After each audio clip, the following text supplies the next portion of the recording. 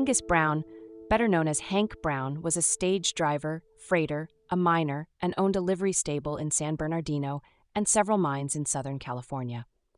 He appears or is mentioned quite a bit in the stories of the lost ship of the desert and other legends of the Old Southwest. Hank Brown was immortalized by Mark Twain in the book Roughing It. The following newspaper story show the unforgiving nature of the desert in the 1870s. In this era, there was usually no second chances on the desert.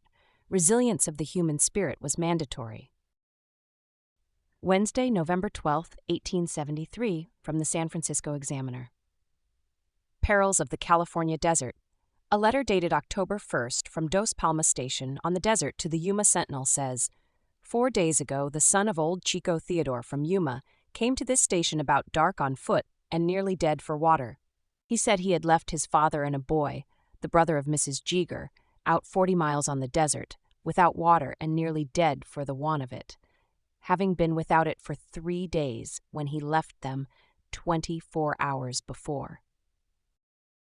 Joe Didier, the station keeper, and Hank Brown started the next morning with a team and plenty of water to find them. After going 25 miles, they came upon the old man. He had found a cask of water that had been left by surveyors and had nearly drunk himself to death. One of the parties stayed with him, and the other went to look for the boy. After going 15 miles, he was discovered stretched out under a bush, naked and almost dead, his tongue being swollen and black and blood running out of his nose and ears. He was brought to after 2 hours and hard work, having been without water for 5 days and nights. Their 3 horses died. The parties are now stopping here and getting along all right. The old man says that if he had not lost his knife, he would have cut his throat and ended his misery. The station keeper and Brown deserve praise for the manner in which they acted, being with food for 3 days on their return. Any information in reference to the brother of Mrs. Jeager, above alluded to, will be thankfully received by Dr. J.D. Dunlap of this city, Los Angeles.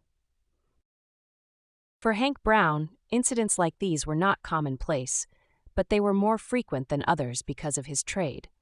Another one being from the Daily Courier, August 27, 1889. The following article was published.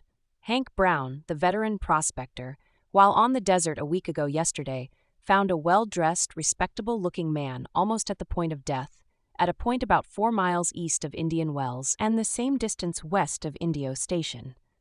The man was red-haired, had $176 on his person, and was evidently a businessman from his appearance. He was a German, between 35 and 40 years old. After leaving Indian Wells, Mr. Brown noticed a man's bare-footed tracks in the road. Following up, he came on the man lying in the road, barefooted, bareheaded, and naked, excepting his pantaloons. The shoes and hat had disappeared and could not be found, though Mr. Brown found the coat and shirt.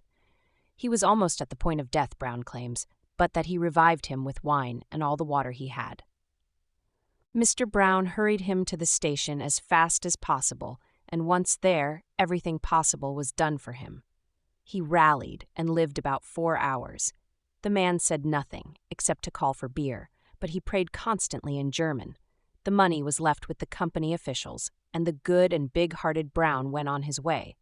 It is supposed that the unfortunate man fell from a train and thus became a castaway on the dismal and deadly desert.